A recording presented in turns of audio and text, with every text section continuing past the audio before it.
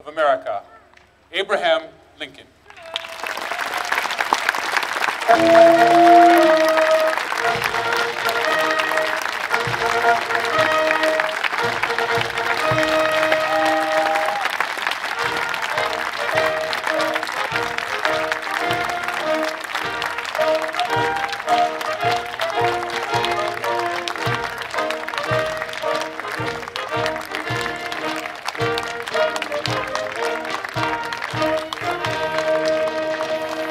Hip hip, huzzah! Hip hip, huzzah! Hip hip, huzzah!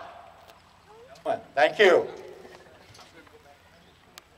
My fellow countrymen, 7 years ago, our fathers brought forth on this continent a new nation, conceived in liberty and dedicated to the proposition that all men are created equal. Now we're engaged in a great civil war, testing whether that nation or any nation so conceived and so dedicated can long endure. We are met on a great battlefield of that war.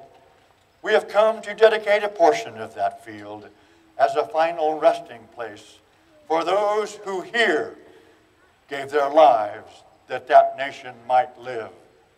It is altogether fitting and proper that we should do this, but in a larger sense we cannot dedicate, we cannot consecrate, we cannot hallow this ground. The brave men living and dead who struggled here have consecrated it far above our poor power to add or detract. The world will little note, nor long remember what we say here, but it can never forget what they did here. It is for us, the living brother, to be dedicated here to the unfinished work which they who fought here have thus far so nobly advanced. It is rather for us to be dedicated here to the great task remaining before us, that from these honored dead we take increased devotion to that cause for which they gave the last full measure of devotion, that we here highly resolve that these dead shall not have died in vain, that this nation under God shall have a new birth of freedom, and a government of the people, by the people, for the people, shall not perish from the earth. You see, ladies and gentlemen, this war continued for another year and a half. March the 4th, 1865.